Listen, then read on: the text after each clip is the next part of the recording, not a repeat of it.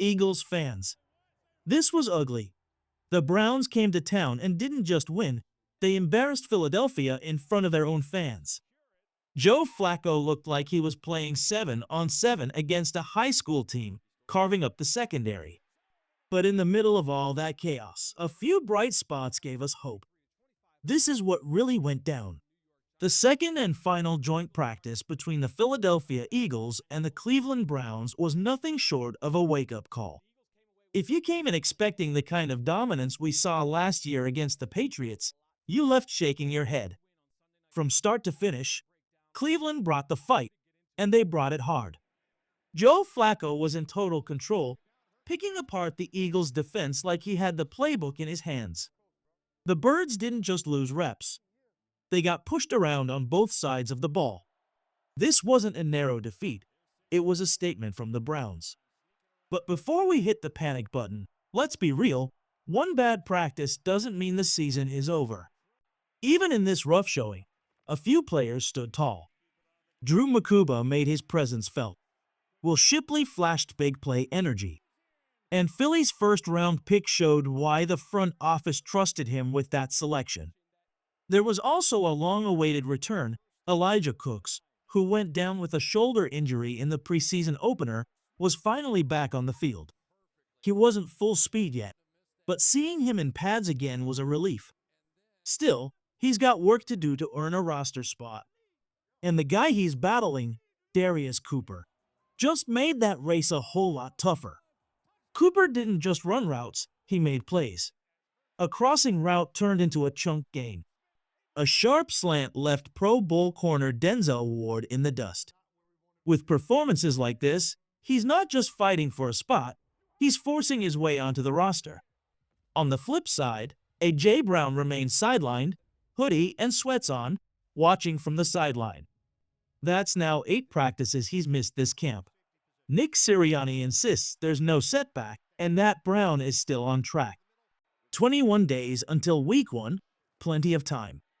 But if we get to next week with no sign of him, that's when the alarm bells start ringing. Even after a day like this, one thing is clear. The season won't be defined by a rough practice in August. But the cracks we saw today? They can't be ignored. The Eagles' second joint practice with the Browns quickly turned into a nightmare, and the main villain was a man in brown and orange, Myles Garrett. Garrett didn't just win his matchups, he destroyed them. From the very first rep, it was like the Eagles' offensive line had no answer. Play after play, he was in Jalen Hurts' face before routes could even develop. Beat writers watching from the sideline couldn't believe it. One even joked that Garrett was sacking Hurts on almost every single snap and only stopped because, well, it was practice. Yes, the Eagles were missing key pieces. Lane Johnson was out. Landon Dickerson was sidelined. A.J. Brown didn't suit up. Matt Pryor had to step in at right tackle, and the line looked patched together. But this wasn't just a bad day. This was a reminder of how terrifying Garrett can be. The man moved like a predator, gliding across the grass with speed and power that didn't seem human. In the run game, the Birds held their own. They opened lanes, they created push. But in pass protection, it was leaky. Hurts rarely had a clean pocket, and even when the Browns mixed in disguise blitz and unusual alignments, the Eagles couldn't fully adjust. Some players actually welcomed it. Rookie lineman Tyler Steen said facing a different front was valuable after weeks of only battling the Eagles' defense. You get used to the same guys, he said. Seeing new looks forces you to adjust.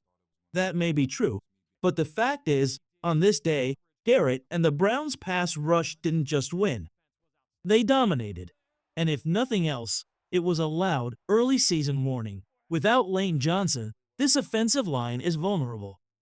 The Eagles' offense ran into a brick wall against Cleveland's unique defensive schemes. The Browns weren't running the usual vanilla defense you see in practice. They mixed it up, shifted, and played with a style that pushed the Eagles to their limits. It was exactly what the Birds will face all season, and it was a tough but valuable lesson. On the field, the offense just couldn't find its rhythm. Devonta Smith kept getting blanketed in the end zone, and the Birds came up empty on 5 red zone trips with the ones. Even with the backups, Tanner McKee and the second-team players struggled to move the chains. Luckily, Jalen Hurts protected the football, and his decision-making was sharp. He even called 3 quarterback-designed runs that worked. But overall, this wasn't the usual explosive, dominant offense we've seen in past practices. Coach Nick Sirianni wasn't hiding his disappointment. "We had a couple too many negative plays," he said after practice. "It's hard to score points when you're moving backwards.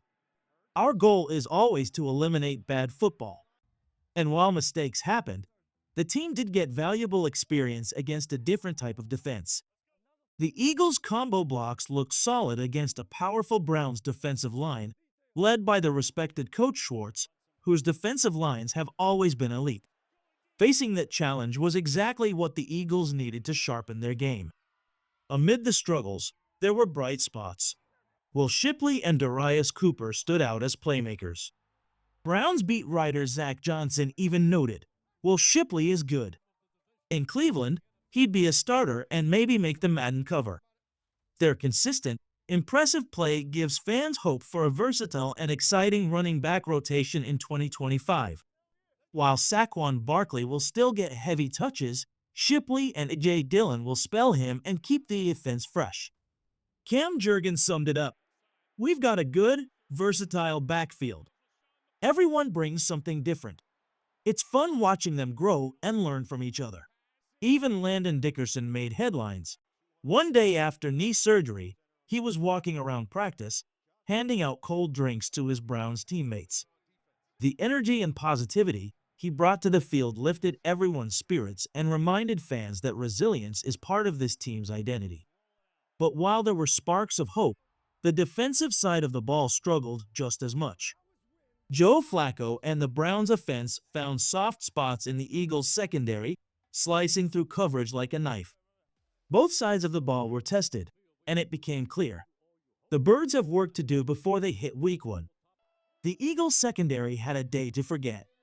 It didn't matter if it was Quan Mitchell, Cooper DeJean, or Dorian Bennett in coverage. They all got sliced up by a 40-year-old quarterback who finished 7 of 10 passes with 2 touchdowns.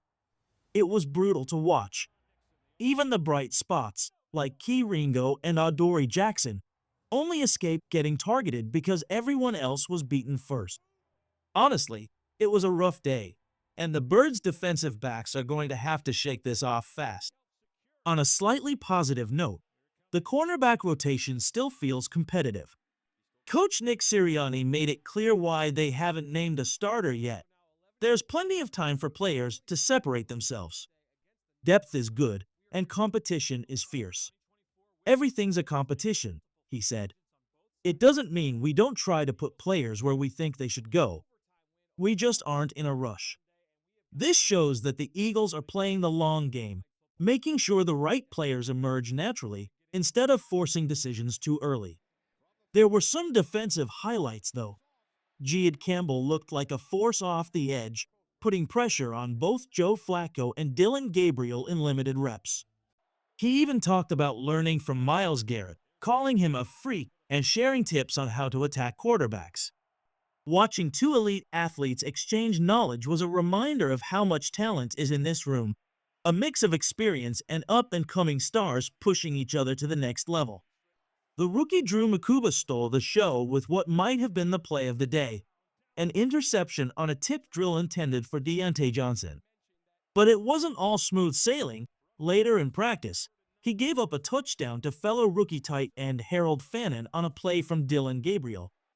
Makuba's camp has been a roller coaster so far. Highs, lows, and flashes of brilliance.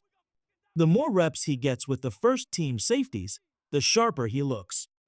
Sidney Brown still seems in line for the Week 1 starting spot, but Makuba is clearly learning fast and showing he can contribute. Post-practice, Makuba's insights were as impressive as his plays. He talked about the huge jump from college to the NFL. The quarterbacks are faster, sharper, and punish mistakes immediately. "One little mistake, and they're going to make you pay," he said.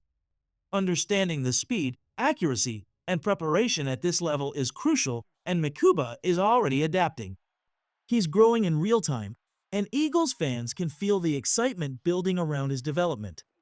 Even in a tough practice, these small victories, pressure from Campbell, Makuba's interception, the learning moments, are what make training camp exciting. The secondary might have struggled today, but the talent and potential are undeniable. This is a young unit finding its footing, and the lessons from today will only make them stronger. It's no secret, the NFL is a whole different level. The quarterbacks here are faster, smarter, and throw passes that you just don't see in college. One little mistake and they punish you immediately. The speed, the precision, the preparation, it's on a completely different plane. And the Eagles' defense got a real reminder of that today.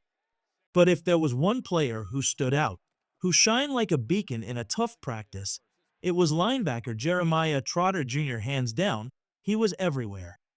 Every snap, every play, he seemed to know exactly where he needed to be. While rookies like Giad Campbell get all the hype, the physical freak, the rising star, the future of the position, Trotter proved that experience and football IQ still matter. He's not rolling over for anyone, and if you're betting on who will lead the linebackers for Week 1, Trotter Jr. is still right there at the top. His positioning, instincts, and ability to read plays make him a cornerstone for the Eagles' defense. Let's be real, though, today wasn't great. The Eagles got beat, and the scoreboard and film reflect that. The offense struggled, the secondary was carved up, and the Browns came with energy, intensity, and purpose. There's no sugarcoating it. Philadelphia probably wants a do-over. But this isn't the end of the world. The sky isn't falling. The Eagles' offense isn't broken, and the defense isn't doomed to get shredded every week. This was a wake-up call, a reminder that even defending Super Bowl champions have to stay sharp. With 3 weeks until the regular season, this is exactly the kind of reality check the Eagles needed. Coaches like Vic Fangio, Nick Sirianni, Christian Ponder, and the entire staff are going to grind the team hard this weekend, making sure lessons are learned, mistakes are corrected, and that when the lights come on at Lincoln Financial Field, the team is ready to dominate.